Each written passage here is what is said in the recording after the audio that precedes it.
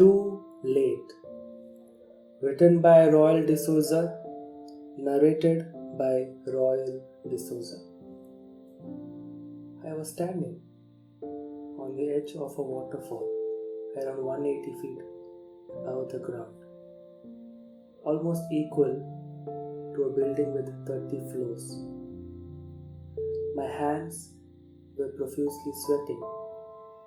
I could feel the shivers down my spine, and my soul was encapsulated by fear.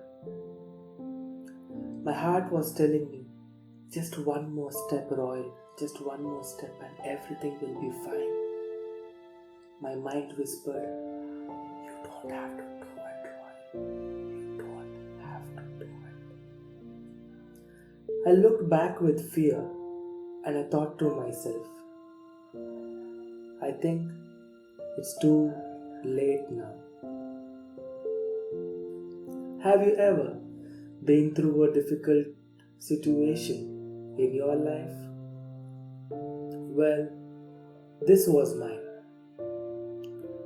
Now, to give you a better perspective how I landed up in this situation, allow me to take you through the sands of time and give you a sneak peek into my life. Previous day, June 16th, 2018, I was in Pune. It was a gloomy weekend, and at around 6 p.m., I was watching a boxing match.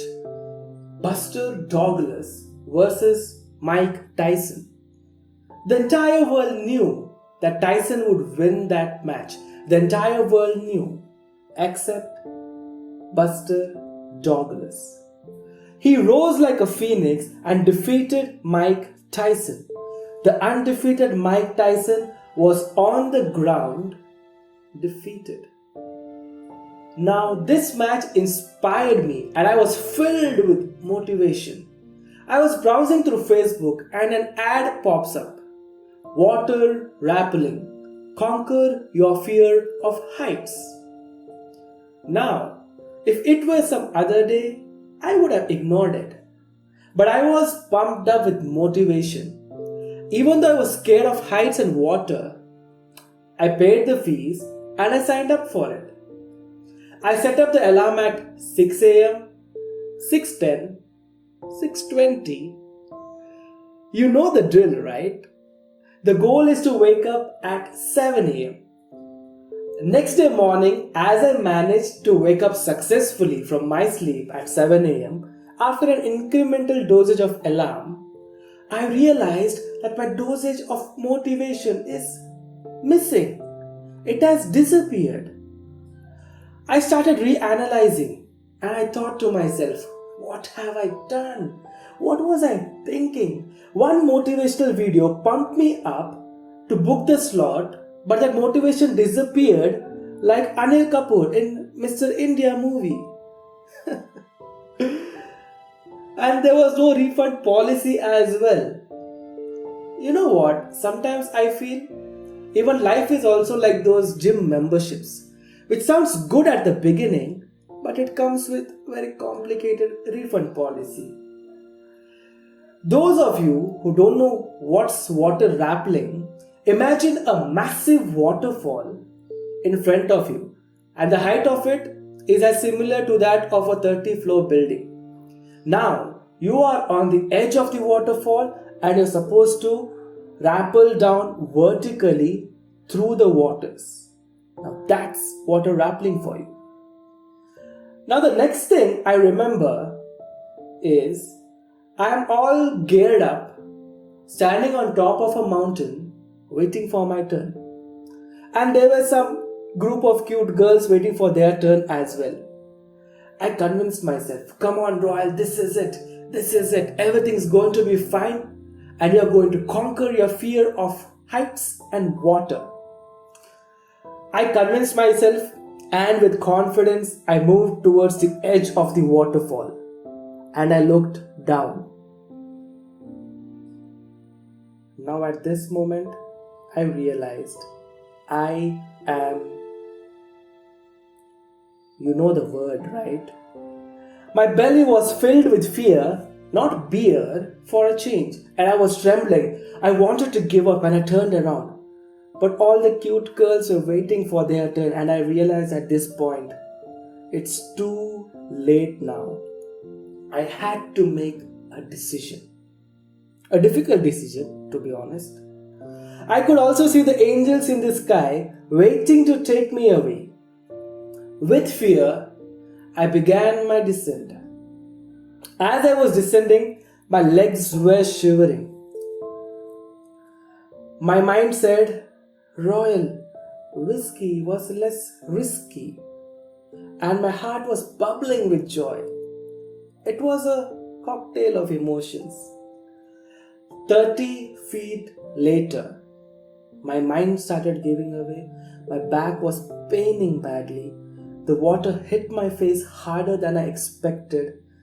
I couldn't breathe. I was literally hanging 150 feet above the ground, trusting my entire life on a rope. And that very moment, I decided to take a break. So what I did was, I closed my eyes, took a deep breath, and I turned around, facing the opposite side of the waterfall. As I opened my eyes, ladies and gentlemen, this was one of the most beautiful, scenic view of my life. I saw the mountains enveloped with fog and lighted up by the sun. And this view was mesmerizing. I felt like I was floating in mid-air and the gushing water was covering me like a blanket. In fact, it was like a curtain. I had to sneak peek through it to see this mesmerizing view. I was looking at the nature from a different perspective, literally. And I could also see a monkey in one of the trees wondering, what's up with these humans doing this monkey business? A minute or two later, I gathered all my courage and I continued my journey. As my feet touched the ground, I could feel a sheer joy of ecstasy gushing through my veins. A sense of achievement, joy, and pride was overflowing within me. And at this moment, I realized the most profound lesson in my life. And that is, fear is like beer. You won't like it the first time, nor the second time, but eventually you will outgrow it and start enjoying it. I know how it feels like when fear encapsulates us and it doesn't allow us to move forward in life. I know how it feels. But you need to trust me in this. You need to stand on the edge of the fear which is holding you back. Belly full of fear, a heart full of courage. Redesign yourself. What would you do if you knew you wouldn't fail? How big would you play? And where would you leave? Let's hold fear in one hand and passion in another and leap. And one of the three things will happen.